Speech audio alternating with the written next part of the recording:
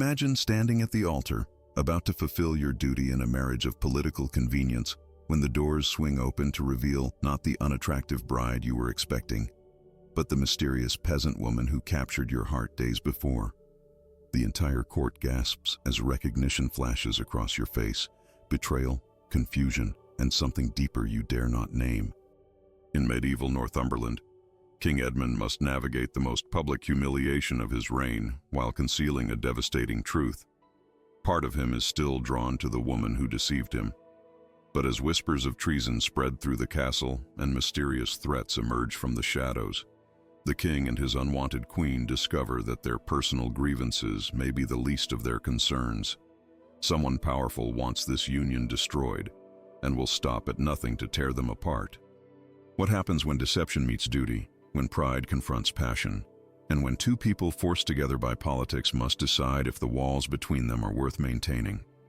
The answer will shock everyone, including the royal couple themselves. The Cathedral of St. Augustine stood like a stone titan against the cloudy sky of Northumberland. Inside, hundreds of candles cast flickering shadows across the faces of nobles, clergy, and royal guards who filled the pews. King Edmund, 24 years old and already burdened with the weight of a kingdom, stood at the altar with clenched jaw and practiced composure. His golden crown felt unusually heavy today. A necessary sacrifice, he whispered to himself, repeating the words his council had drilled into him for months. The marriage had been arranged to secure peace with the eastern kingdom of Blackmoor, a land of fertile soil and strategic harbors his kingdom desperately needed. When the portraits of Princess Eleanor arrived, Edmund had struggled to hide his disappointment.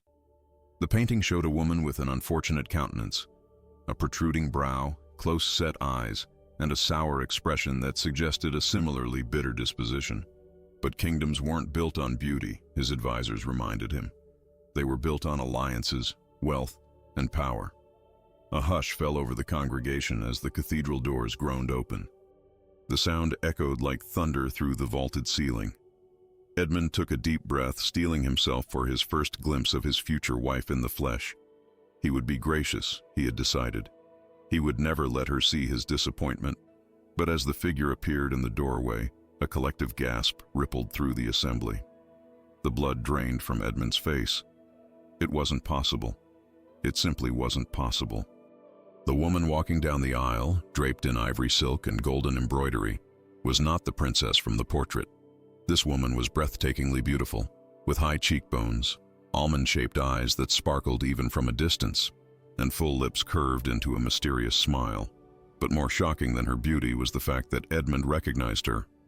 3 days earlier, while visiting the village market in disguise, a habit he had developed to escape the suffocation of court life, he had met a common girl selling flowers. They had spoken for nearly an hour about simple things: the changing seasons, stories of village life, dreams of distant places. Her name, she had told him, was Rose. He had found himself captivated by her wit and genuine manner, so unlike the calculated conversations of court. And now, impossibly, here she was, the peasant girl, dressed as a princess, walking toward him to become his queen. Whispers erupted like wildfire throughout the cathedral.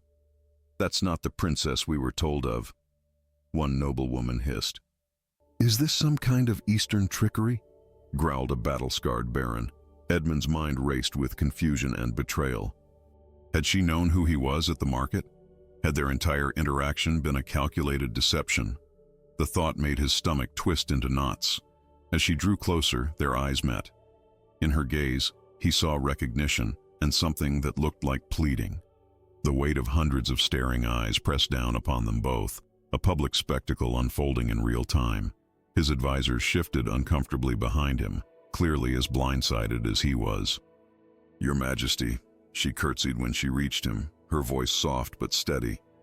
It was the same voice that had enchanted him in the village, only now it carried the weight of formality. The archbishop looked between them, sensing the tension but bound by duty to proceed. "Shall we continue with the blessed sacrament of matrimony?"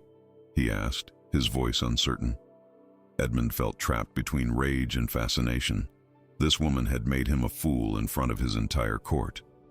Yet something in her eyes suggested there was more to this deception than simple mockery.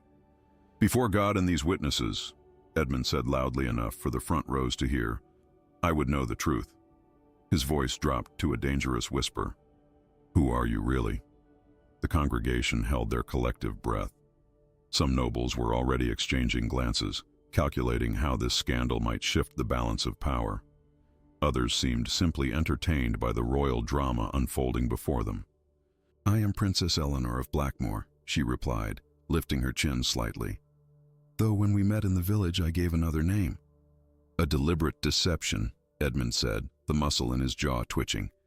"You played me for a fool." A flash of something, hurt perhaps, crossed her features before she composed herself. "I had my reasons, Your Majesty. Reasons to lie to your future king, to create this spectacle." His gesture encompassed the murmuring crowd. She leaned closer, her voice dropping so only he could hear. "I needed to know the man behind the crown before I bound my life to his. Wouldn't you have done the same?" The Archbishop cleared his throat pointedly. "Your Majesties, the ceremony." Edmund stood frozen in indecision. Political considerations warred with personal humiliation. To reject her now would mean diplomatic catastrophe, possibly even war with Blackmoor. Yet to accept her meant swallowing this public deception. "The portrait," he said suddenly. "Why send a false portrait?" A sad smile touched her lips. "That was my father's doing, not mine. His protection, he called it." Before Edmund could respond, Lord Harwick, his chief advisor, leaned forward to whisper urgently in his ear, "Sire, the alliance must proceed. The Eastern Lords are watching. Whatever game has been played, we cannot afford to lose Blackmoor's support." Eleanor waited, her composure remarkable despite standing before hundreds of judgmental eyes. The cathedral had grown so quiet that the crackling of candle flames seemed thunderous. Edmund studied her face, searching for signs of the genuine woman he'd met in the market, the woman whose laughter had been unguarded, whose eyes had shown true interest in his words, even when she believed him a simple guardsman. "One question," he said finally, his voice carrying in the silent cathedral. "Was anything you said to me in the village true, or was it all an act to study your future conquest?" The question hung in the air between them, weighted with implications that reached far beyond this moment. The entire court leaned forward imperceptibly, hungry for her answer. "Every word was true," she said, her eyes never leaving his. "That's why I needed to meet you as a common woman, to speak truths that a princess never could." Something shifted in Edmund's expression. Not forgiveness, not yet, but a crack in the wall of his anger. With a barely perceptible nod, he turned back to the Archbishop. "Continue," he commanded. As the ceremony resumed, the whispers around them grew to a steady murmur. Edmund felt the weight of every stare, every judgment, every calculation being made by the ambitious nobles who surrounded them. This marriage, meant to be a simple political transaction, had transformed into the greatest scandal of his reign before it had even been solemnized. And as he spoke the sacred vows, one thought consumed him. Who was this woman who would be his queen? The humble flower seller with the kind smile? The deceptive princess with unknown motives? Or someone else entirely? Someone whose secrets might yet bring his kingdom to its knees? The silence that followed the king's question was deafening. Every eye in the cathedral fixed upon the princess, who stood unflinching despite the accusatory stares. Eleanor took a measured breath, her shoulders squared beneath the weight of her elaborate wedding gown. This moment would define everything that followed. "I disguised myself as a commoner," she announced, her voice clear and steady, carrying to the farthest corners of the cathedral, "because I refused to be merely a face on a parchment, a signature on a treaty." Her gaze remained locked with Edmund's, unwavering. "I needed to know the man who would become my husband, not just the crown he wears." A collective intake of breath swept through the assembly.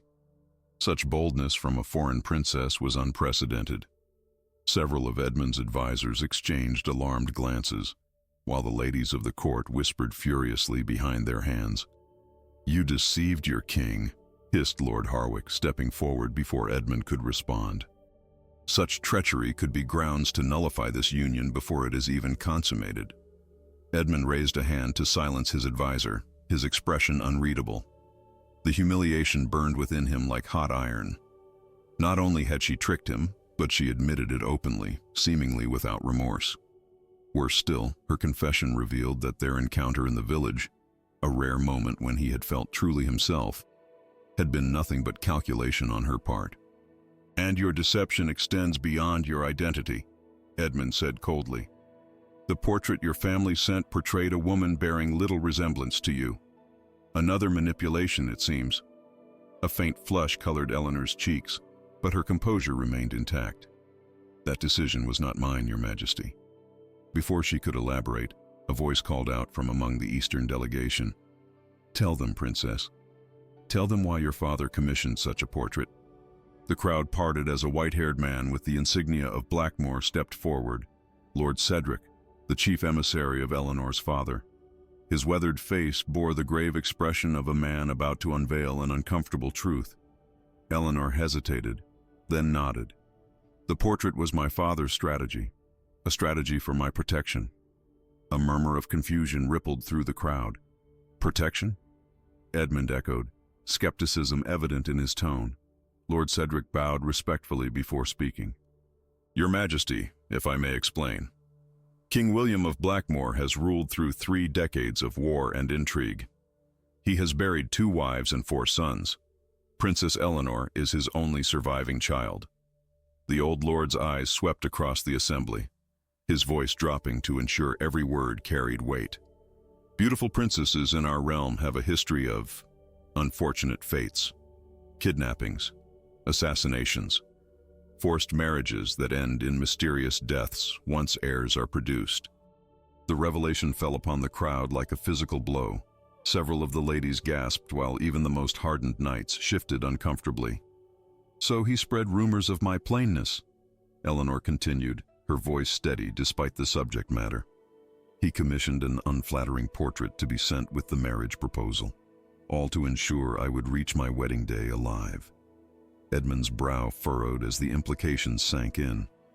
The deception suddenly carried a different weight, not merely a trick played upon him, but a desperate father's attempt to protect his only surviving child. The thought that his own reputation might have contributed to such fears stung more than he cared to admit. "And yet," came a silky voice from the king's right side, "how convenient that this strategy has resulted in our king being publicly humiliated on his wedding day." Lord Thorne, a cousin to the king and third in line to the throne, smiled thinly. One might wonder if this tale of protection isn't simply a clever justification for deception. Several nobles nodded in agreement, eager to align themselves with potential new favor. The Eastern delegation bristled visibly, hands drifting toward sword hilts. Edmund felt the precarious balance of the moment. The alliance with Blackmore had taken years to negotiate. To reject this marriage now would mean not only diplomatic disaster, but potentially war. Yet his pride screamed for retribution against this public embarrassment. "Is there truth in Lord Thorne's suspicion?" he demanded, studying Eleanor's face for any sign of further deception. "Or was this elaborate charade truly for your protection?" Eleanor's eyes flashed with something that might have been anger. "My father lost 2 wives and 4 sons to political machinations, Your Majesty. I have attended more family funerals than festivals. If you find his caution offensive to your pride, perhaps you should consider how many of your own family members you have buried." A collective gasp echoed through the cathedral at her boldness. Even Lord Cedric paled slightly at her words. Edmund's jaw tightened, but before he could respond, a new disturbance rippled through the crowd. A weathered man in simple clothing had somehow slipped through the guards and approached the royal party. He dropped to one knee, head bowed. "Forgive the interruption, Your Majesty," the man said, his accent marking him as from the eastern provinces. "I am but a simple farmer, but I bring testimony that may be of value." Guards moved to seize him, but Edmund, intrigued, gestured for them to wait. "Speak then." 3 winters ago, my family sheltered a group of travelers during a blizzard. Among them was a young woman of remarkable beauty who claimed to be a merchant's daughter. The farmer's eyes shifted to Eleanor. "It was you, my lady, though you traveled under a different name then." Eleanor paled slightly. "Assassins came in the night," the farmer continued. 6 armed men, They slaughtered the guards traveling with her. My eldest son died defending our home. His voice cracked with emotion. The princess fought alongside us, skilled with a dagger beyond what any merchant's daughter should be. When it was over, she personally helped bury our dead and left us with gold enough to rebuild. A stunned silence followed his account. "Is this true?" Edmund asked, turning to Eleanor. "It is," she answered quietly. "That was the third attempt on my life in 2 years. After that, my father implemented his strategy with the portrait." Understanding dawned across Edmund's features as pieces fell into place. The mysterious scars he had glimpsed on her wrists when they met in the village. The way she had startled at sudden movements. The knowledge in her eyes that seemed beyond her years. Lord Thorne stepped forward again, his voice silky with false concern. "A touching tale, to be sure. Yet it doesn't explain why our future queen felt the need to deceive His Majesty personally by meeting him in disguise before the wedding." All eyes returned to Eleanor, whose composure had begun to show the first cracks of vulnerability. "Because I've spent my life as a pawn in political games," she said simply. "I needed to know if the man I was being traded to was kind." Her eyes met Edmund's directly. "I needed to know if I was walking into another prison with finer walls, or if there might be hope for something more." The raw honesty in her voice silenced even her critics momentarily. Edmund felt something shift within him. Not forgiveness, not yet, but understanding beginning to take root alongside his injured pride. The Archbishop, sensing the moment, stepped forward. "The Holy Sacrament has been performed. Before God and these witnesses, you are now husband and wife. Whatever misunderstandings came before, you are bound in the eyes of the Church and Kingdom." Edmund looked at the woman beside him, now his queen, and saw her in a new light. The deception remained, but its purpose had transformed in his understanding. This was no simple political bride, but a woman who had fought and survived her way to this altar. With deliberate movement, he took her hand in his. "We have much to discuss, my queen," he said, his voice low but carrying to those nearest. "It seems we both have masks we wear." As they turned to face the congregation as king and queen, the whispers had already begun to spread. Some saw romance in the unexpected meeting before the wedding. Others suspected deeper conspiracies. But all agreed on one thing. The calm, controlled political union they had expected had transformed into something far more unpredictable and dangerous. And as Edmund led his new bride from the cathedral, he couldn't help but wonder, what other secrets did she carry? And more troublingly, could he ever truly trust the woman who would now share his bed, his throne, and his kingdom's fate? The great hall blazed with light from 500 candles, their flames dancing across golden platters heaped with suckling pigs, roasted pheasants, and towers of exotic fruits. Minstrels played in the corner, though their melodies were nearly drowned beneath the cacophony of 300 nobles feasting, drinking, and, most eagerly, gossiping about the royal scandal that had unfolded before their eyes.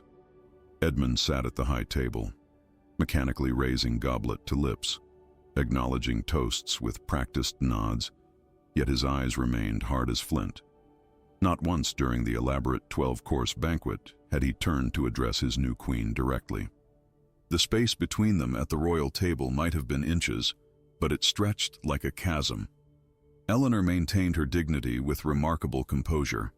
She smiled graciously at well-wishers, responded thoughtfully to conversation, and displayed impeccable manners, every inch the queen she had been raised to be. Yet those observing closely might notice how her fingers occasionally trembled when reaching for her goblet, or how her eyes darted to her husband's rigid profile when she thought no one was watching.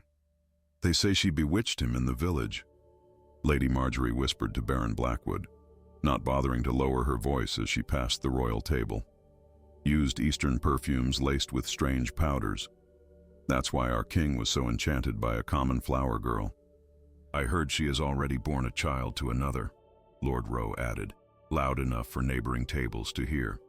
"Left the babe with peasants to hide her shame before coming to our kingdom." Eleanor's face betrayed nothing, though her knuckles whitened around her goblet. From his position several seats away, Lord Thorne watched the interaction with calculating eyes. As the king's cousin, His proximity to power depended entirely on Edmund's lack of direct heirs. The arrival of this unexpected queen threatened everything. He raised his cup in a mock toast when he caught Eleanor's gaze, his smile never reaching his eyes. "Your Majesty," purred Lady Beatrice, Edmund's former favorite companion before the marriage negotiations had begun, "you must be relieved that your bride is not the ogre we were all led to expect." She leaned closer than propriety allowed, her bodice cut daringly low, though deception is hardly a promising start to a royal marriage. Several courtiers nearby smothered laughter behind their hands. Edmund's jaw tightened, but before he could respond, Eleanor spoke.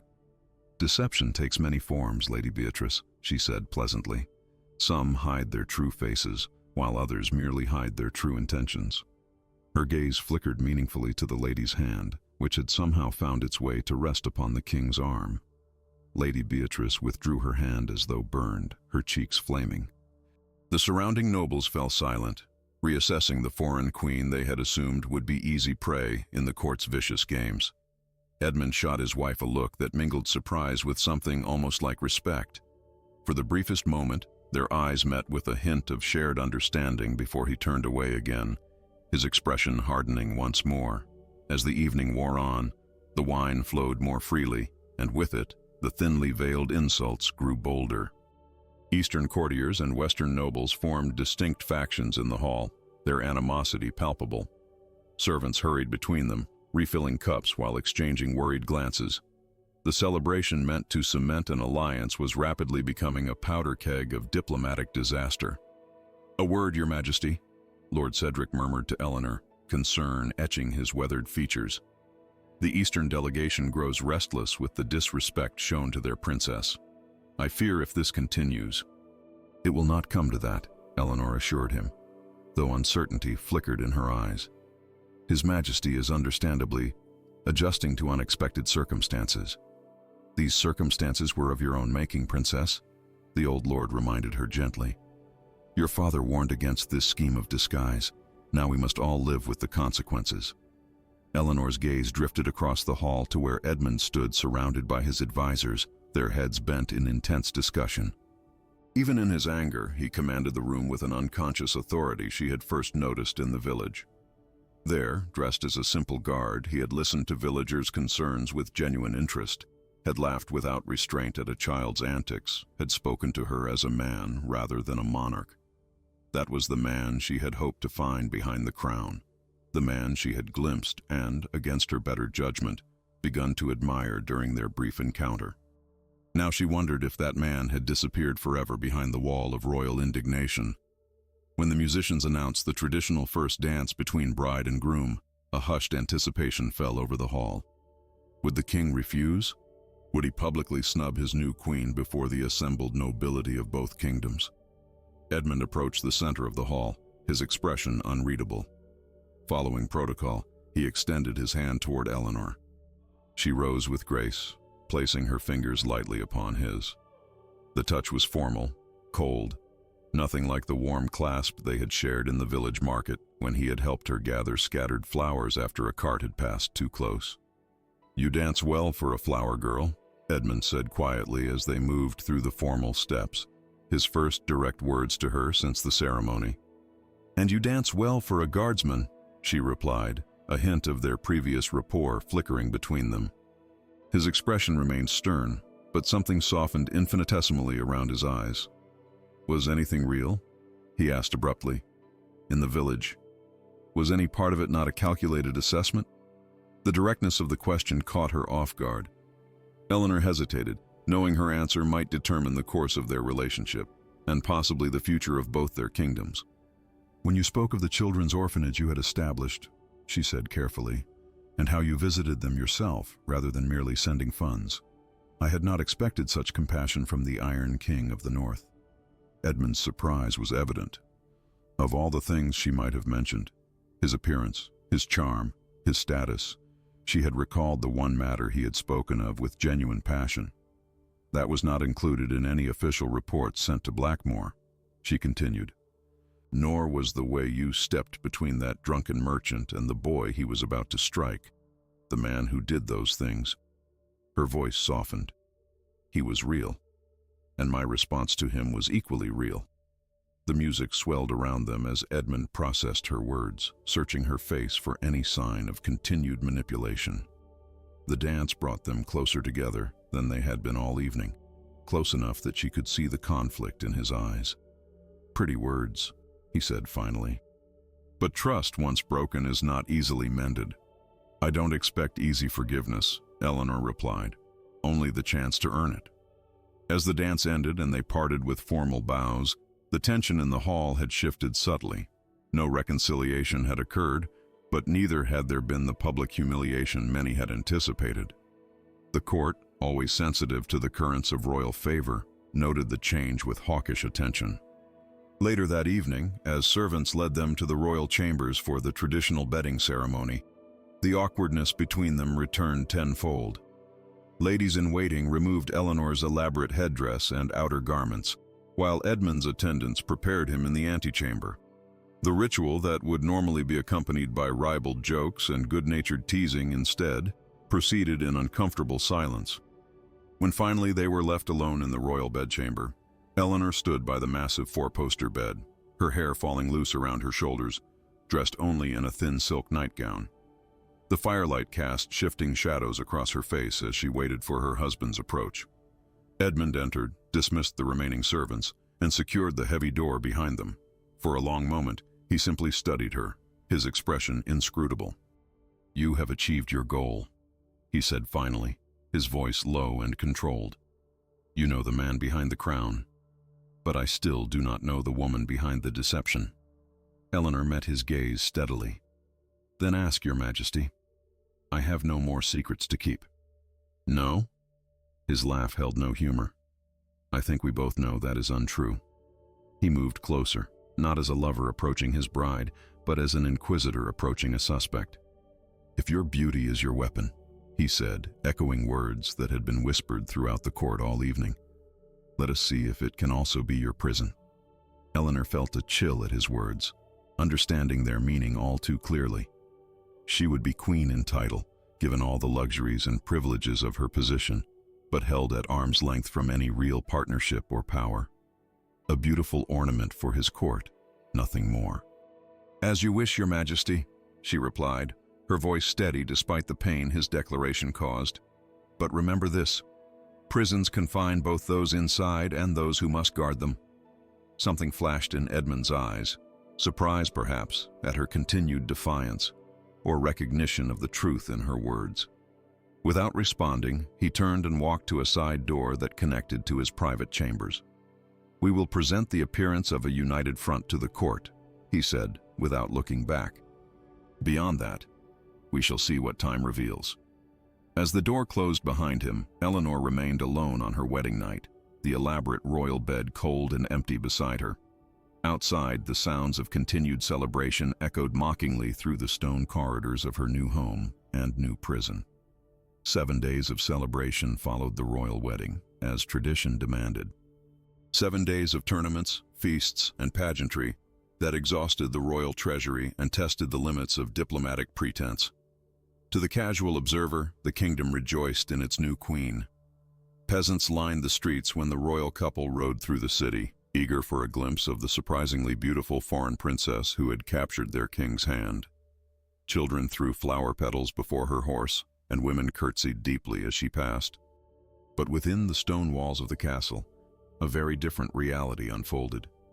Eleanor sat alone in her private solar, afternoon sunlight streaming through stained glass windows and casting jewel-toned patterns across the richly woven tapestries. Before her lay correspondence from Blackmore, letters from her father expressing both concern about rumors of discord and stern reminders about her duty to secure the alliance. The implicit message was clear: failure was not an option. A soft knock interrupted her thoughts. Lady Agnes, an older noblewoman assigned as her principal lady-in-waiting, entered with a curtsy. "Your Majesty, the royal seamstress awaits your approval for the new court dresses." Eleanor nodded, grateful for the distraction. "Send her in." As the seamstress displayed fabrics and designs, Eleanor found herself wondering if Edmund would even notice her appearance. Since their wedding night, Their interactions had been limited to public appearances, where they performed their roles with perfect courtesy. He no longer glared at her with open resentment, which she supposed represented progress of a sort. But neither had he sought her company beyond what protocol demanded. "These designs are lovely," Eleanor said, selecting several. "But I would also like simpler garments made, practical dresses suitable for visiting the city and meeting with common folk." The seamstress exchanged glances with Lady Agnes, whose pinched expression conveyed disapproval. "Your Majesty," Lady Agnes said carefully, "it is not customary for the Queen to venture into common areas unescorted. Previous queens have found it more dignified to remain within the palace grounds." Eleanor smiled thinly. "Customs can evolve, Lady Agnes. I intend to know my new kingdom and its people. His Majesty may have concerns about such unconventional activities," the older woman persisted. "Then His Majesty may express those concerns to me directly," Eleanor replied, her tone making it clear the discussion was finished. After the seamstress departed, Eleanor walked to the window that overlooked the training yard. Below, Edmund sparred with his knights, his movements powerful and precise. Watching him, she remembered their conversation in the village market, how his eyes had lit up when describing a new training program for common-born soldiers, how passionately he had spoken about strengthening the kingdom from within. That was the man she had hoped to partner with. That was the king she had believed she could help become even greater. Her contemplation was interrupted by a commotion in the corridor outside her chambers. The door burst open without ceremony, and Lord Harwick strode in, followed by several royal advisors. Their expressions ranged from discomfort to poorly concealed satisfaction. "Your Majesty," Lord Harwick announced with minimal deference, "we bring a matter of urgent concern." Eleanor straightened, facing them with a composure that masked her apprehension. "Proceed, Lord Harwick." "There are discussions among the council regarding the validity of your marriage to His Majesty." He unrolled a parchment with deliberate slowness. "Given the circumstances of deception preceding the ceremony, certain factions believe grounds exist for annulment." The words struck like physical blows, though Eleanor's expression revealed nothing. "I see. And does certain factions include His Majesty?" A slight hesitation. "The king is considering all perspectives on this delicate matter." Eleanor's heart constricted painfully, but her voice remained steady. "A marriage blessed by the Archbishop, witnessed by hundreds, and consummated according to law." The last part was a lie, but they couldn't know that. What grounds could possibly justify annulment? "Fraud," supplied Lord Thorne, who had entered silently behind the others. "Misrepresentation of identity prior to sacred vows. Precedent exists." His smile was a predator's. "Of course, such measures would be unnecessary if your Majesty were to voluntarily withdraw to a convent, perhaps. A generous arrangement could be made." The threat was unmistakable. Renounce the marriage willingly, or face public humiliation through forced annulment. Either way, the alliance with Blackmore would shatter, possibly leading to war. Eleanor had no doubt this outcome would please certain factions within the court, particularly those who stood to gain from conflict. "I am Queen of Northumberland by lawful marriage," she stated, her voice gaining strength with each word. "I will neither renounce my position nor accept invalid claims against the sanctity of our union." Lord Harwick's expression hardened. "Consider carefully, Your Majesty. Your position here is precarious. The Eastern delegation has already departed. You stand alone." "Not entirely alone," came a new voice from the doorway. All heads turned to see Lady Beatrice, Edmund's former favorite, and the last person Eleanor would have expected as an ally. "Forgive the intrusion," Lady Beatrice said, sweeping into the room with perfect poise. "But I couldn't help overhearing this fascinating discussion about our queen's status." She fixed Lord Harwick with a pointed stare. A discussion happening, curiously enough, without His Majesty's knowledge or presence. Lord Harwick paled slightly. "This is a preliminary assessment only." "Of course it is," Lady Beatrice interrupted sweetly. "Just as I'm certain it's merely coincidence that this assessment occurs while the king rides in the North Forest, unreachable until evening." She turned to Eleanor. "Your Majesty, might we speak privately? I have information regarding certain interests that may be influencing these sudden concerns about your marriage. The atmosphere in the chamber had shifted perceptibly. Lord Thorne's smile had vanished, replaced by cold calculation. Lord Harwick gathered his papers with poorly concealed agitation. "We shall continue this discussion when His Majesty returns," he declared, attempting to salvage his authority. After they departed, Eleanor turned warily to Lady Beatrice. "This unexpected support comes as a surprise, my lady, particularly given your prior connection to the king." Lady Beatrice laughed, the sound surprisingly genuine. "Prior is precisely the word, Your Majesty. Whatever existed between Edmund and myself ended long before you arrived." Her expression grew serious. "And while I may resent losing a king's affection, I resent manipulation and court intrigue far more, particularly when orchestrated by men who care nothing for Edmund's best interests." "What do you know?" Eleanor asked directly. "Lord Thorne has been meeting secretly with envoys from Westmark, our most aggressive neighbor and Blackmoor's longtime enemy. Should your marriage be annulled and the alliance broken, both our kingdoms would be vulnerable to Westmark's expansion," Eleanor finished, the political implications crystallizing with horrible clarity. Lady Beatrice nodded grimly. "The rumors about annulment didn't begin with Edmund. They're being planted throughout court by Thorne's allies." She hesitated. "Your Majesty, I cannot claim to know the king's mind regarding your unique introduction. But I do know he would never risk his kingdom's security for wounded pride." Eleanor processed this information, reassessing the complex web of court alliances. "Why tell me this? Why risk Lord Thorne's enmity?" Something like pain flickered across Lady Beatrice's face. "Because despite what you may think, I loved Edmund once. Not just the king, but the man. And that man deserves a queen who sees his worth beyond his crown." Her gaze was surprisingly direct. "I believe you might be that queen, if you're both given the chance to move beyond initial misunderstandings." Before Eleanor could respond, another servant arrived, breathless with urgency. "Your Majesty, a message delivered anonymously to your chambers." He extended a small parchment sealed with plain wax. Eleanor broke the seal and read the brief contents, her expression growing increasingly troubled. "What is it?" Lady Beatrice asked. "A warning," Eleanor replied, her voice tight. Or perhaps a threat disguised as one. She handed over the parchment, which read simply, "The Queen harbors secrets darker than a false face. Ask her about the cavalier who disappeared. Ask her about the medallion she keeps hidden." "What does this mean?" Lady Beatrice asked, her brow furrowed. Eleanor's face had gone pale.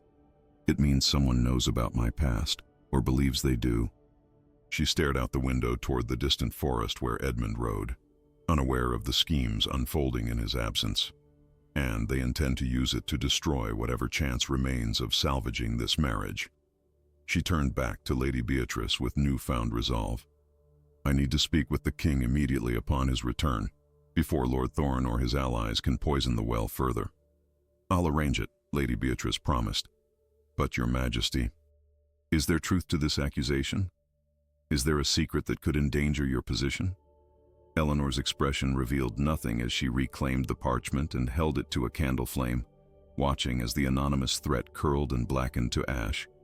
"We all have secrets, Lady Beatrice," she said quietly. "The question is which ones are worth keeping, and which ones must be sacrificed in service of greater truths." As Eleanor turned back to the window, she caught a glimpse of her reflection in the glass. A queen in appearance only, surrounded by enemies. Her husband's trust shattered before it had properly formed. The alliance that was meant to strengthen two kingdoms now hung by the thinnest of threads, and she alone understood how much depended on what would happen when Edmund returned. The anonymous letter burned in Edmund's hands, its accusations searing into his mind more deeply than the parchment itself had been charred at its edges.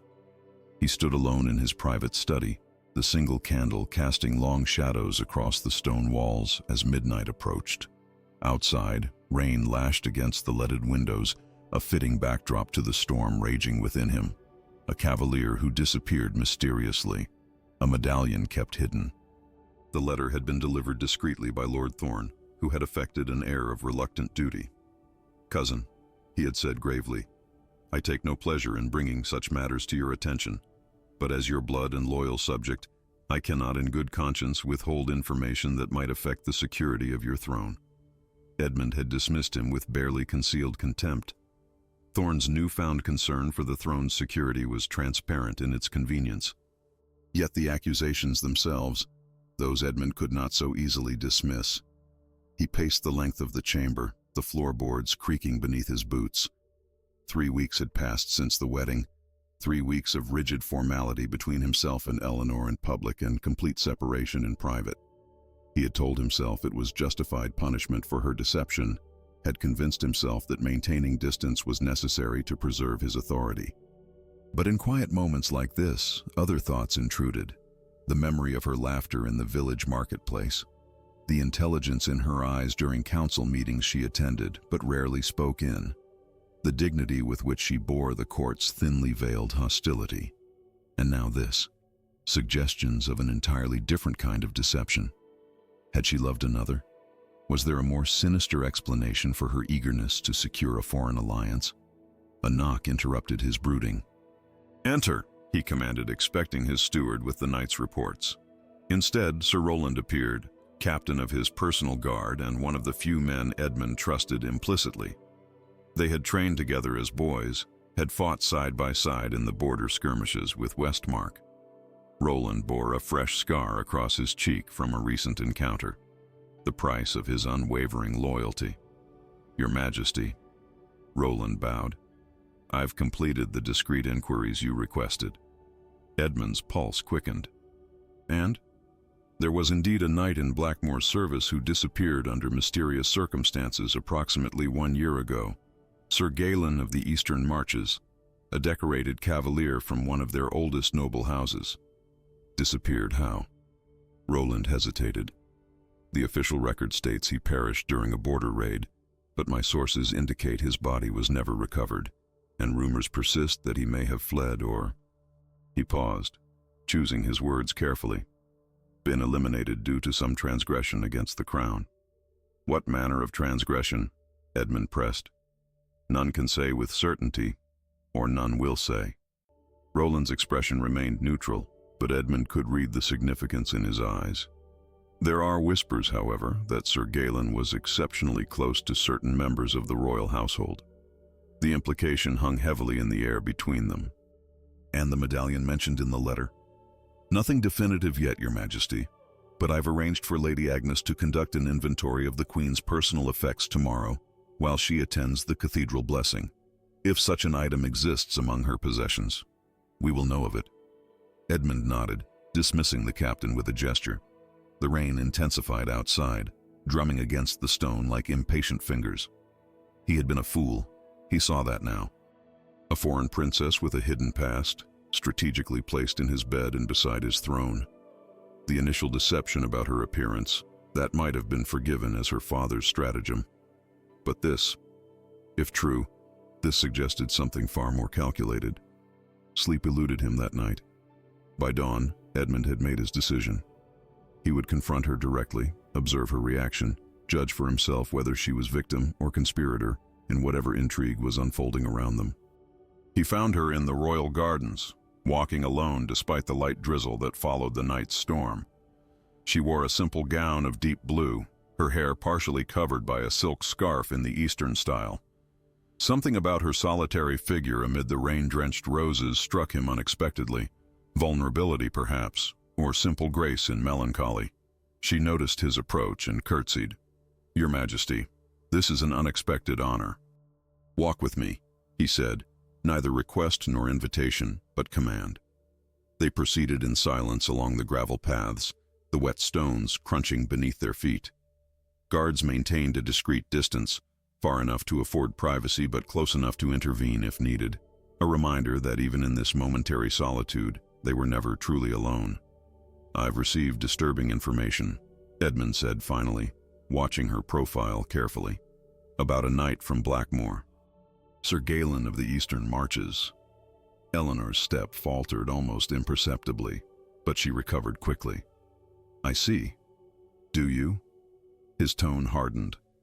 "Then perhaps you can explain his disappearance, and what connection it might have to you. She turned to face him fully, rain droplets clinging to her lashes like tears. What exactly have you been told, Your Majesty? That you loved this knight? That his disappearance was no accident, but connected to this attachment? Edmund's jaw tightened. That perhaps your eagerness for our alliance had motivations beyond the political. Eleanor's face revealed nothing, which he found more damning than any reaction of shock or outrage might have been. She was skilled at masking her emotions, too skilled for his comfort. These are serious accusations, she said carefully. May I ask their source? You may not. He stopped walking, forcing her to face him directly. I want the truth, Eleanor. No more deceptions, no more half-revelations doled out when expedient. If there is to be any hope of real alliance between us, between our kingdoms, it must be built on something more substantial than layers of lies. For a long moment, she said nothing, her gaze fixed on the distant mountains visible through breaks in the morning mist. When she finally spoke, her voice was so quiet he had to lean closer to hear. Sir Galen was my father's most trusted knight. He was also my swordmaster from the time I was 12 years old. A faint smile touched her lips. My father believed every royal child should know how to defend themselves. The assassins who killed my brothers didn't always use poison or intrigue. Edmund frowned, uncertain where this revelation was leading. Go on. For 5 years he trained me daily. We became close. She chose the word carefully. Not in the way your informants have suggested, but as trusted friends. He was one of the few people who saw me as more than a political asset. Her eyes met Edmund's directly. Not unlike how you spoke to me in the village, believing me a simple flower seller. Something shifted uncomfortably in Edmund's chest at the comparison. Last autumn, there was another attempt on my life, the 4th in 2 years. Sir Galen uncovered a plot originating from within our own court. The conspirators had powerful connections, including relatives in my father's council. Her voice remained steady, though her hands had clenched into fists at her sides. He insisted on personally escorting me to a safe location while the traitors were rooted out. And then he vanished, Edmund finished, beginning to see the shape of a very different story than the one he had assumed. Eleanor nodded. We were ambushed 3 days into our journey. 8 assassins against the 2 of us, and 3 regular guards. Galen fought magnificently. Her voice caught. He ordered me to flee while he held them off. I refused at first, but he placed something in my hand and made me swear to keep it safe. Her eyes held Edmund's. It was his family medallion, an heirloom passed through 20 generations of his bloodline. Understanding dawned. The medallion mentioned in the anonymous letter. Yes, he said if he survived, he would reclaim it. If not, she swallowed hard. It was to remind me that loyalty unto death was still possible in a world of betrayal. The rain had stopped, though water still dripped from the garden foliage around them. In the distance, the castle began stirring to life, servants and courtiers preparing for the day's activities. Did he survive?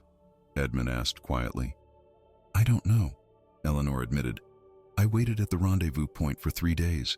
He never came. When my father's loyal forces finally found me, they reported finding bodies of the assassins, but no sign of Galen himself. Her expression clouded. Some believe he fled, having failed in his duty to protect me. Others whisper he was the traitor all along, luring me into an ambush. I believe neither. Edmund studied her face, searching for signs of deception, but finding only grief tinged with a fierce pride. And you've kept this medallion all this time. As a reminder of the price of trust and the value of loyalty. She met his gaze steadily. I keep it hidden because if certain factions in either of our kingdoms knew I possessed it, they would see it as proof of disloyalty to our marriage. They would use it to further divide us, as they are attempting to do now with this letter. The political calculation was suddenly clear to Edmund. Someone, likely Thorn or one of his allies, had learned of the medallion and crafted this accusation precisely to drive the final wedge between him and his new queen, to ensure their marriage remained a hollow formality rather than a true alliance. You should have told me this from the beginning, he said, though the reprimand lacked its earlier heat. Perhaps, Eleanor's chin lifted slightly. Just as perhaps you should have told me that you sometimes disguise yourself as a guardsman to walk among your people. We all keep parts of ourselves hidden, Your Majesty. The question is whether those secrets are kept out of shame, fear, or simple self-preservation. Before Edmund could respond, a commotion near the castle drew their attention. Lady Agnes was hurrying toward them, her expression troubled. Your Majesties, she curtsied hastily. Forgive the interruption, but there's been an incident. Someone has searched the Queen's chambers most thoroughly. Her disapproving gaze flickered briefly to Edmund. Several items appear to be missing. Eleanor paled. The medallion? Lady Agnes nodded gravely. Among other personal effects, Your Majesty. Edmund felt a cold fury rising within him. The search he had authorized was to have been discreet, an inventory only, not this violation. Someone had overstepped deliberately, had stolen the very evidence that might have corroborated Eleanor's story. Who conducted this search? He demanded. I cannot say with certainty, Your Majesty, Lady Agnes replied carefully. I arrived to find the chambers already disturbed. The guards report seeing Lord Thorne's personal steward in the vicinity earlier this morning. Eleanor and Edmund exchanged glances, a moment of perfect understanding passing between them. Whatever game was being played, they were both being manipulated as pieces rather than players. We will discuss this further in private, Edmund told Eleanor, his voice low enough that only she could hear. It seems we have common enemies more deserving of our attention than past misunderstandings. For the first time since their wedding, he offered her his arm, not the formal escort of court protocol, but the gesture of a potential ally. After only the briefest hesitation, she placed her hand upon it. Together they walked back toward the castle, presenting a united front that would send ripples of concern through certain factions of the court. The truth about Sir Galen and the medallion remained unresolved, but Edmund found himself, for the first time, willing to consider that the woman beside him might be fighting battles as complex and dangerous as his own. Frost glazed the morning grass as Edmund walked the battlements alone, his breath forming clouds in the chill autumn air. 4 days had passed since the discovery of Eleanor's ransacked chambers, 4 days of careful observation and subtle inquiry. The medallion had not reappeared, nor had any direct accusation been made public regarding its significance. But Edmund sensed the shifting currents of court politics swirling beneath the surface of daily routines. Lord Thorne had been conspicuously attentive at council meetings, offering support for Edmund's proposals with an enthusiasm that rang hollow. When questioned indirectly about the search of the Queen's chambers, he had expressed appropriate outrage at such an intrusion, his performance nearly flawless. Nearly, but not quite. Edmund had caught the flash of calculation in his cousin's eyes, the slight hesitation before his practiced indignation. Below in the courtyard, servants hurried about their morning duties, lighting braziers against the cold, carrying fresh bread from the kitchens to the great hall. Among them walked Eleanor, wrapped in a fur-lined cloak, speaking with the castle steward about winter preparations. Despite everything, she had taken to her duties as queen with remarkable dedication, learning the castle's operations, meeting with village representatives, even establishing regular audiences for common folk to bring concerns directly to the crown. The people had responded with growing affection. Just yesterday, a delegation of merchants had presented her with bolts of fine imported silk in gratitude for her intervention in a trade dispute. Edmund had watched from the shadows of the great hall as she received their gift with genuine warmth, asking thoughtful questions about their families and businesses. It was becoming increasingly difficult to reconcile this conscientious queen with the manipulative deceiver he had initially condemned. And yet, the silent meals continued.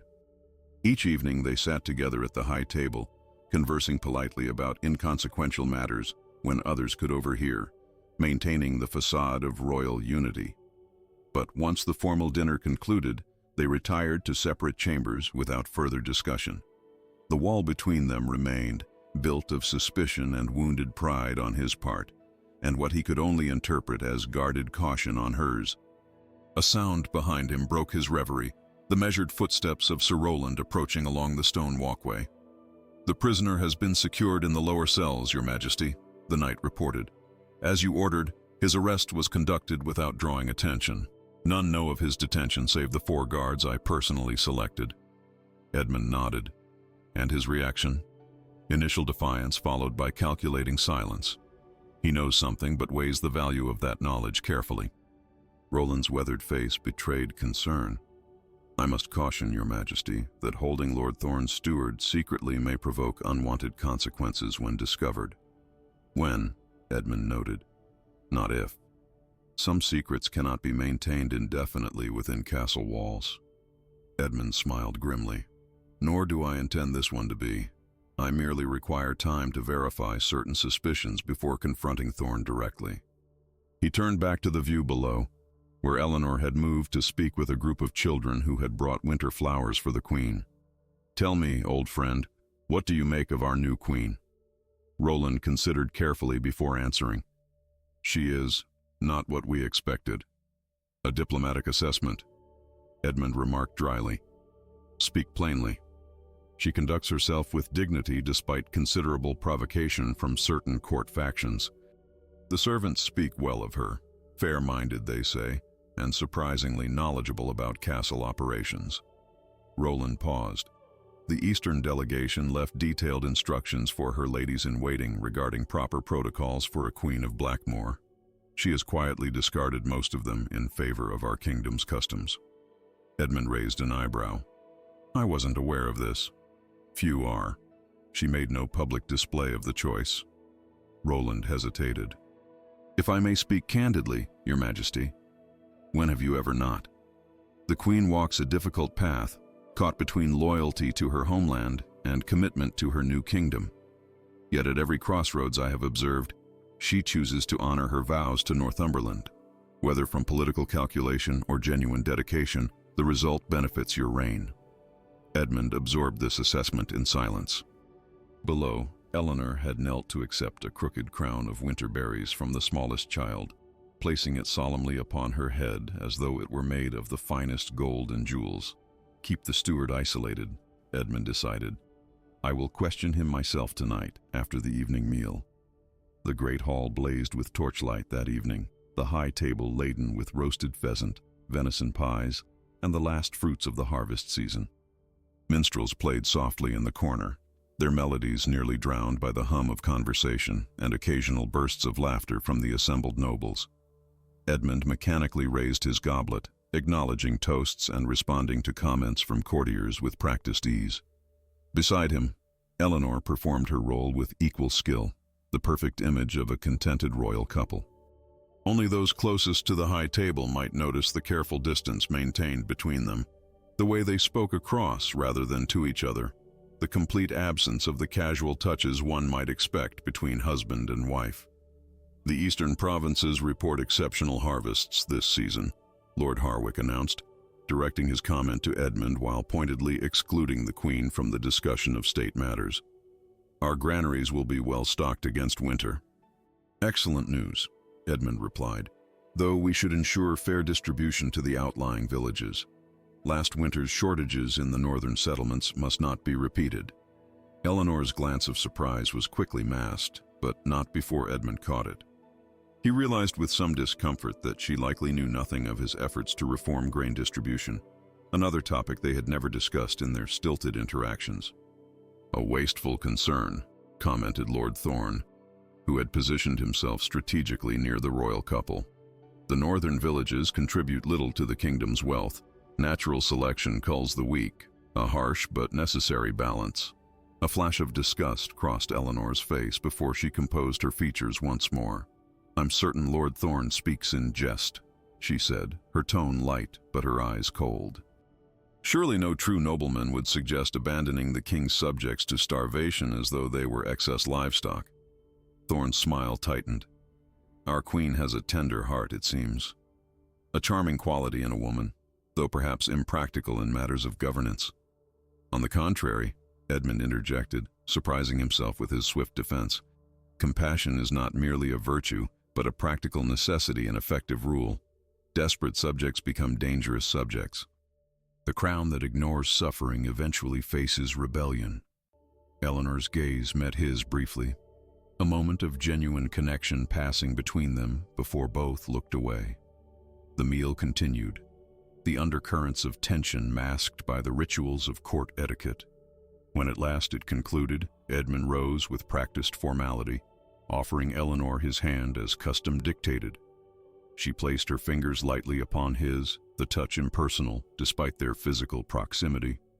"Until tomorrow, my queen," he said, the formal farewell they had exchanged every night since their wedding.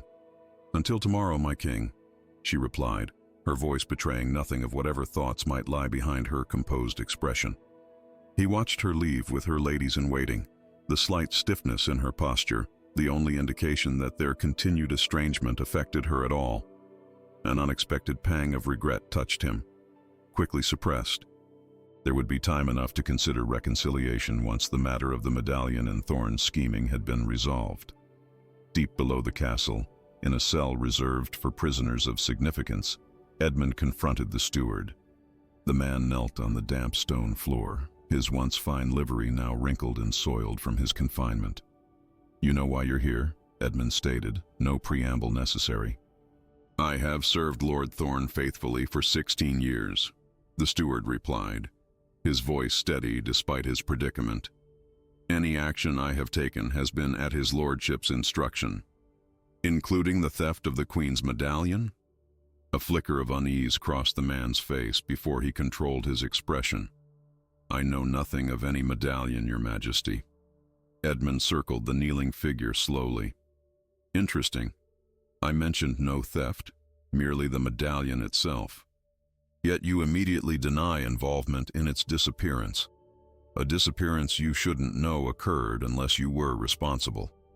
The steward's shoulders sagged slightly as he recognized his error.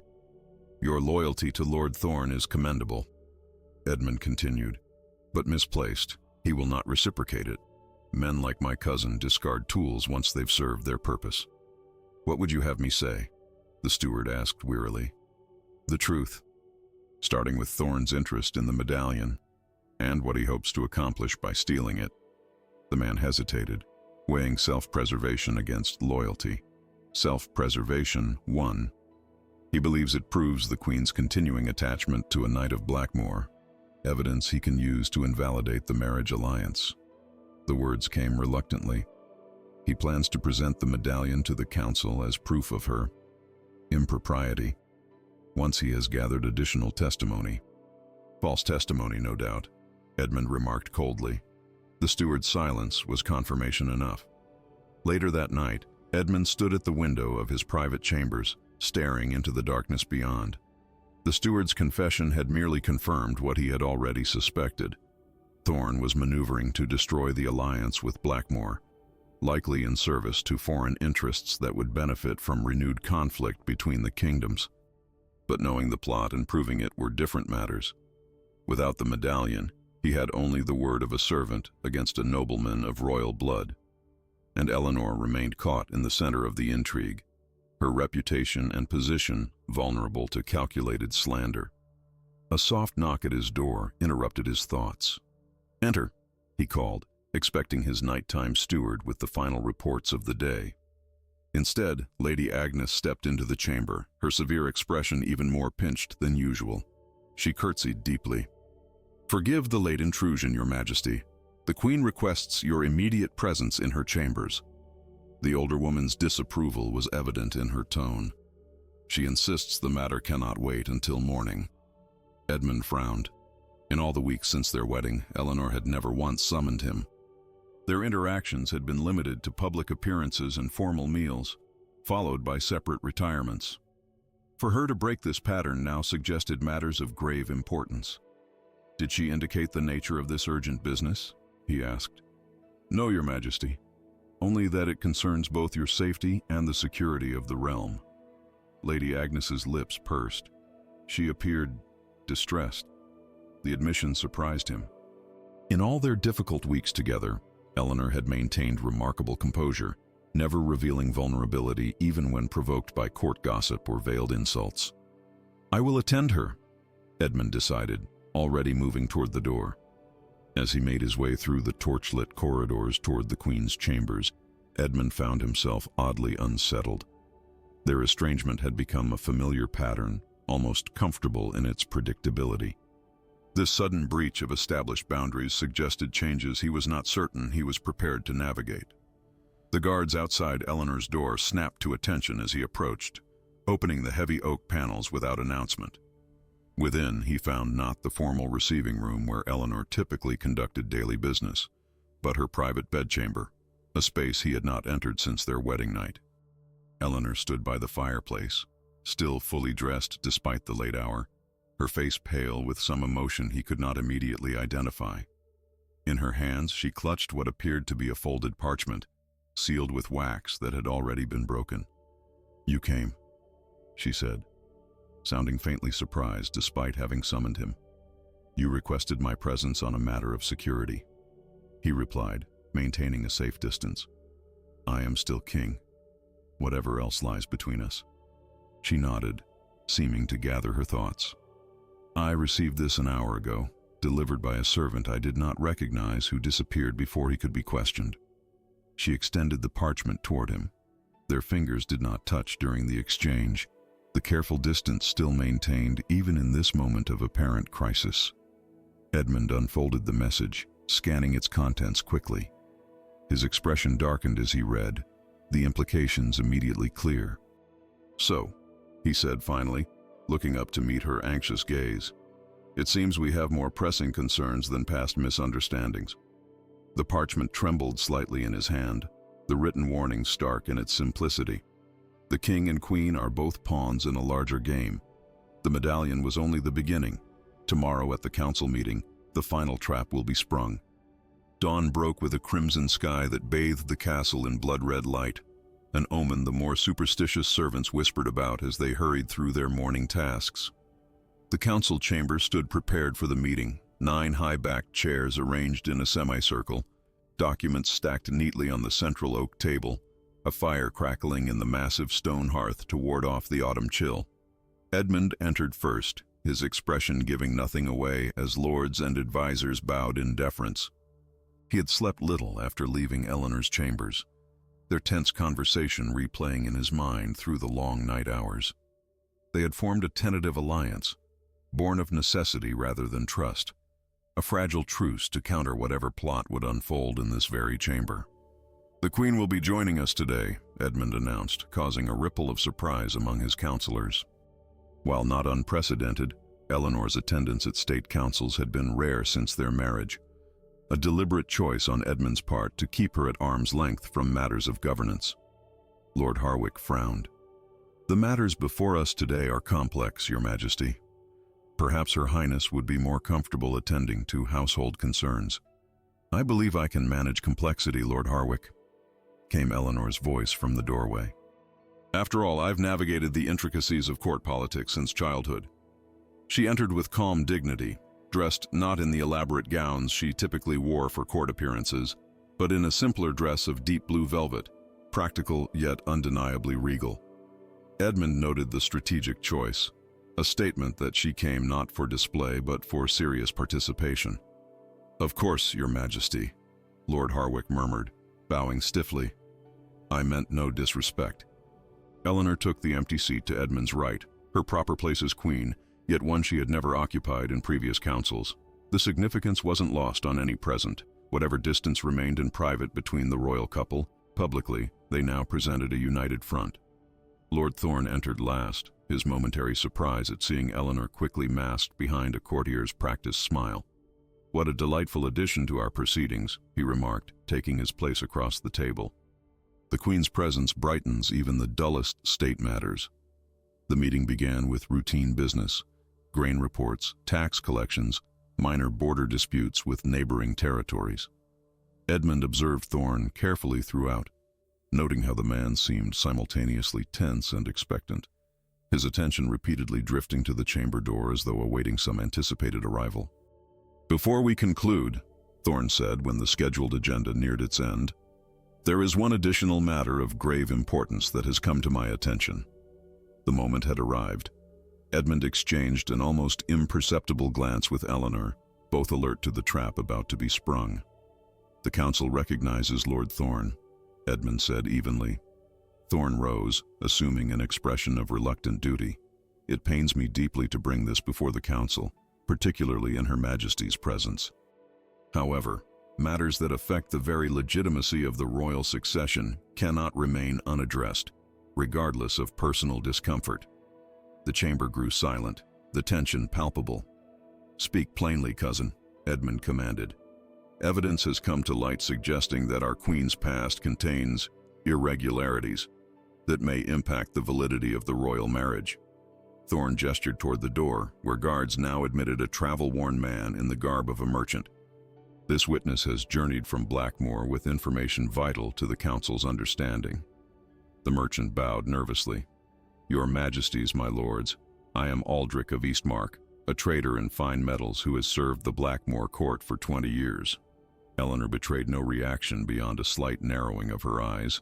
Edmund maintained equally rigid control, though internally his mind raced with calculations and contingencies. "This good merchant," Thorne continued smoothly, "brings testimony regarding certain relationships that existed prior to the Queen's arrival in our kingdom, relationships that, if verified, would constitute grounds for immediate annulment of the marriage." "An extraordinary claim," Edmund noted coldly. "I presume you have extraordinary evidence to support it." Thorne smiled. "Indeed, Your Majesty." He nodded to the merchant. "Tell the council what you witnessed in the royal household of Blackmoor." Aldrich cleared his throat. 2 years ago, I delivered a commissioned set of silver goblets to the royal treasury. While awaiting payment, I observed Princess Eleanor, forgive me, Queen Eleanor now, in the private gardens with Sir Galen of the Eastern Marches. A murmur ran through the council at the knight's name. The rumors about the missing cavalier had spread through court despite efforts to contain them.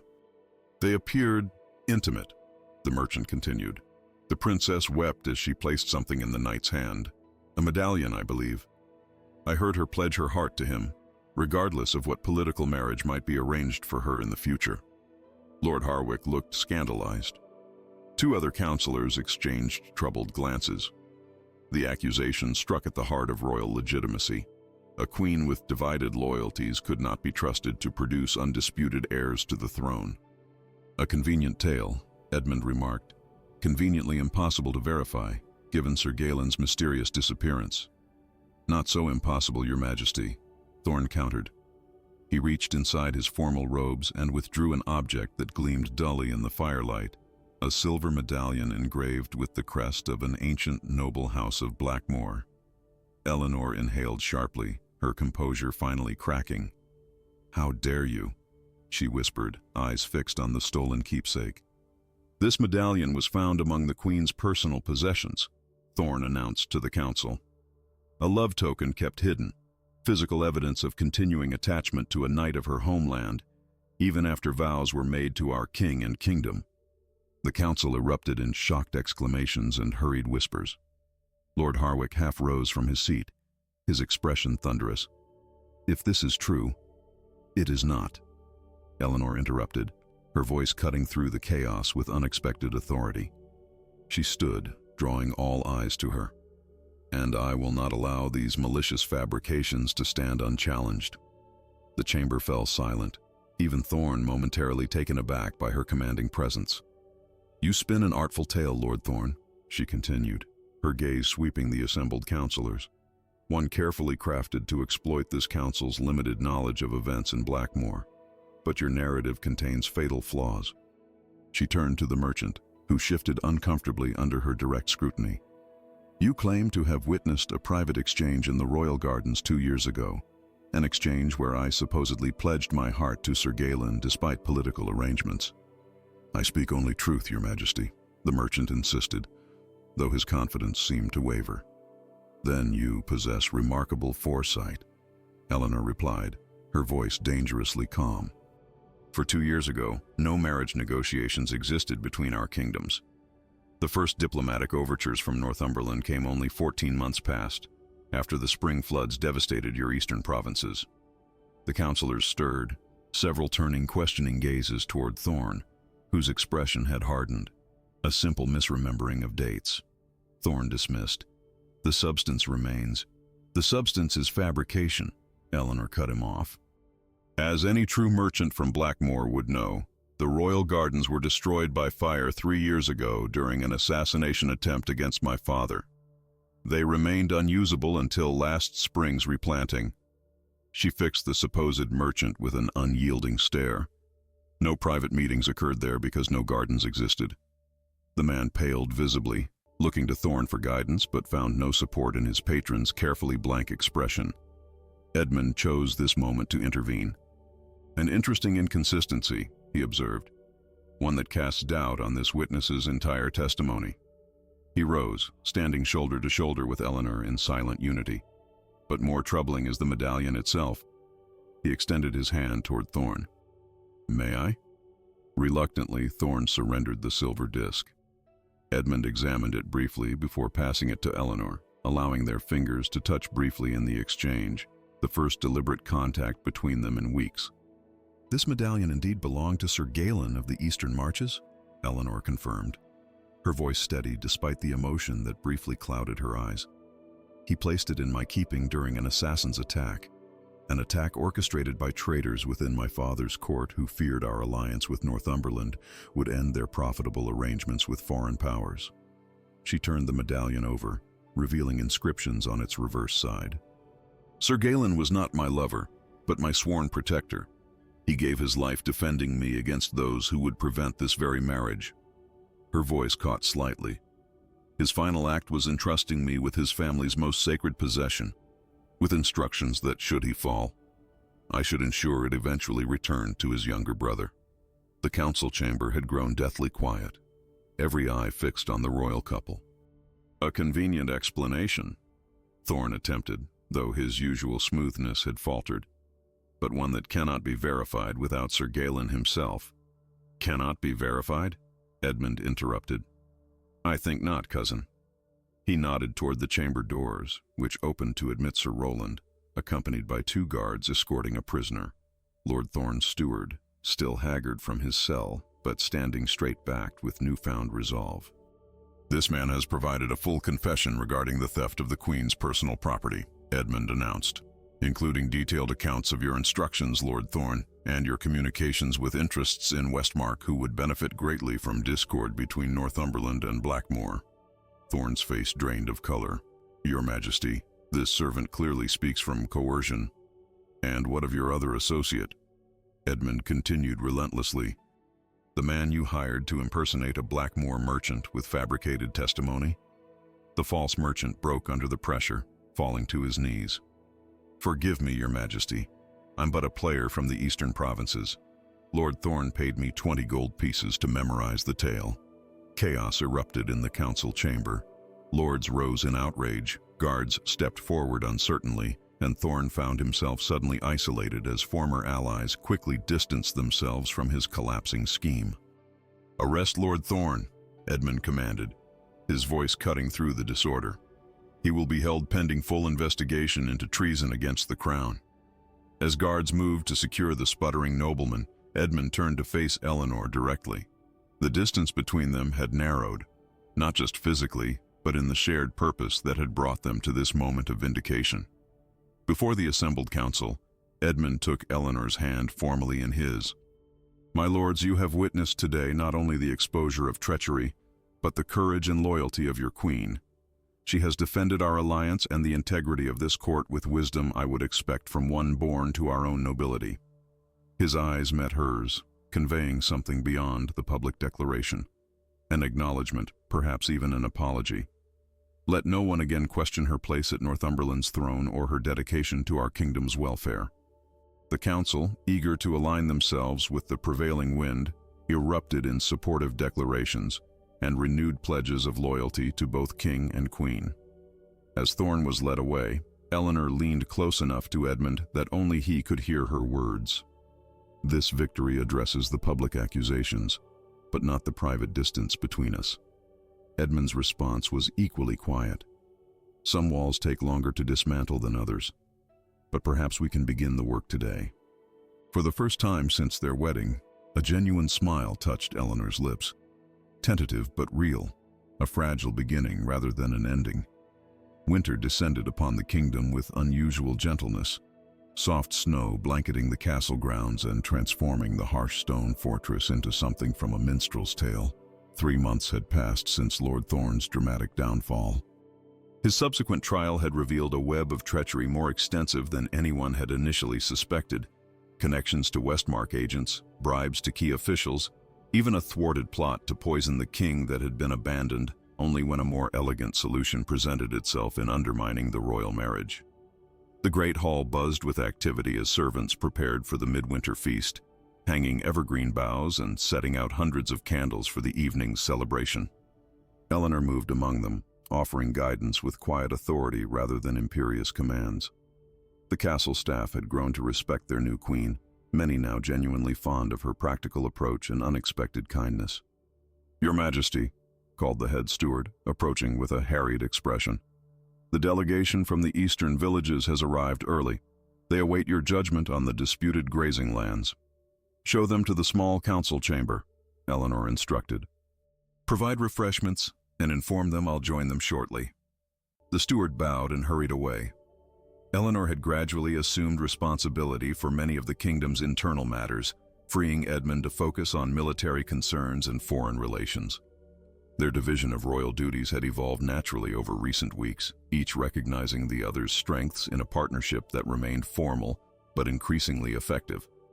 As Eleanor turned to leave, she nearly collided with Edmund himself, entering the hall unexpectedly from a side passage. They both stepped back, the habitual distance between them now more a matter of ingrained caution than active avoidance.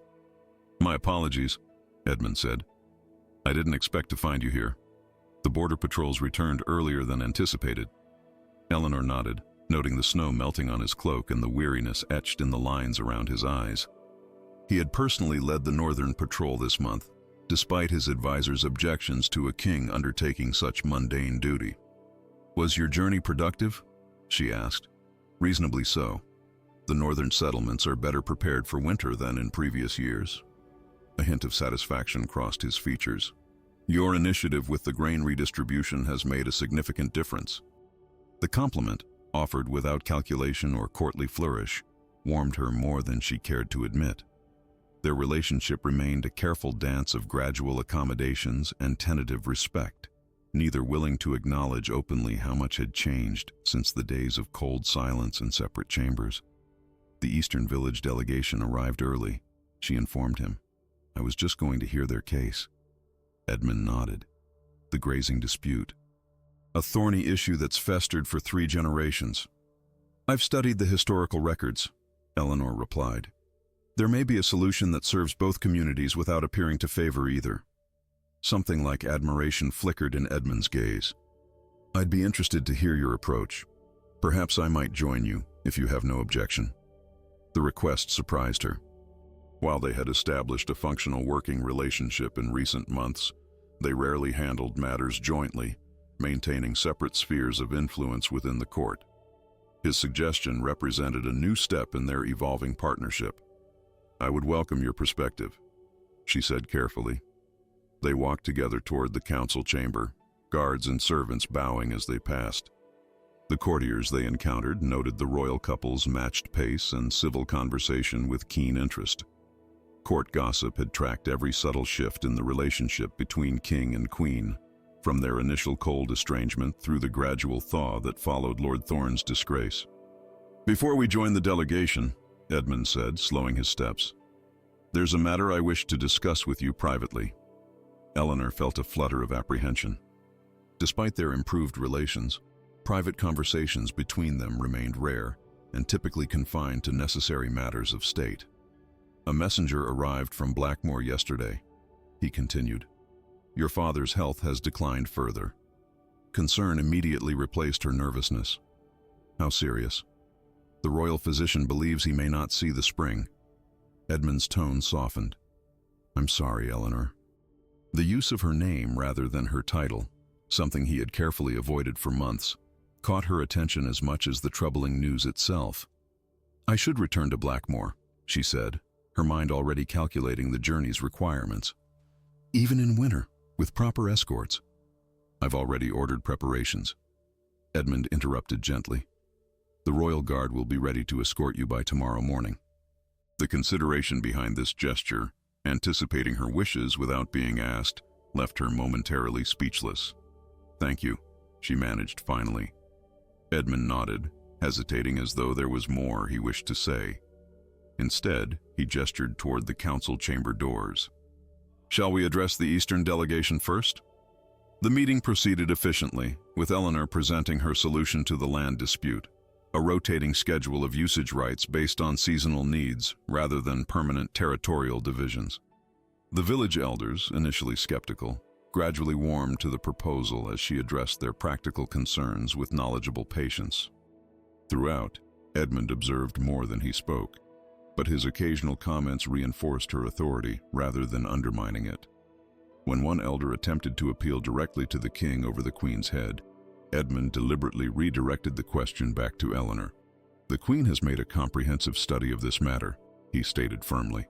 "I defer to her judgment." By the meeting's conclusion, even the most stubborn representatives had accepted the compromise. As they filed out with bows and expressions of gratitude, Edmund turned to Eleanor with undisguised respect. "Impressive," he said simply. "You've accomplished in one afternoon what my counselors have failed to resolve for years." "Sometimes an outsider sees solutions invisible to those too close to the problem," she replied. Edmund's expression grew thoughtful. Perhaps that's true of more than land disputes. Before she could respond, Lady Agnes appeared at the door, curtsying deeply. "Forgive the interruption, Your Majesties. The final preparations for the midwinter feast await the Queen's approval, and the royal seamstress has completed the new ceremonial robes for His Majesty's inspection." Reality intruded, pulling them back to the immediate obligations of court life. With a nod of acknowledgement, they parted to their separate duties, the moment of connection left unexamined. The midwinter feast transformed the Great Hall into a wonderland of light and celebration. Hundreds of candles reflected off silver platters and crystal goblets, casting a golden glow over the assembled nobility. Minstrels played joyful tunes while servants carried enormous platters of roasted meats, winter vegetables, and elaborate pastries shaped like snowflakes and stars.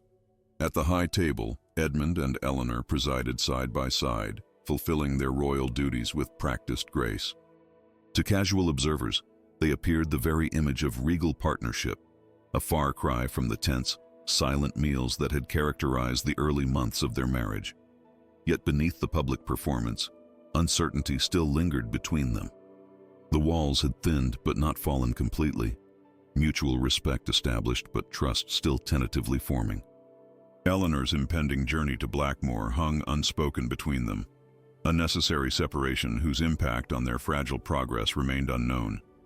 As the feast reached its height, a respected elder from the northern villages approached the high table, bowing deeply before presenting an intricately carved wooden box. "Your Majesties," the old man proclaimed loud enough for nearby tables to hear, "the northern settlements offer this humble gift in gratitude for your protection and provision through these harsh months." Edmund gestured for Eleanor to accept the gift jointly with him, their hands momentarily touching as they received the box. Inside lay two matched drinking horns, bound in silver and engraved with intertwining patterns representing their two kingdoms. "A symbol of perfect union," the elder explained. "As the patterns interweave, so too should the strength of both royal bloodlines create something greater than either alone." The symbolism was unmistakable, and its public presentation impossible to dismiss without causing offense. Tradition demanded that the royal couple drink together from the ceremonial horns, sealing the blessing offered by their people. Edmund met Eleanor's gaze, a silent question in his eyes. This ritual went beyond court performance, crossing into the personal territory they had so carefully avoided. She gave an almost imperceptible nod. Servants filled the horns with spiced wine.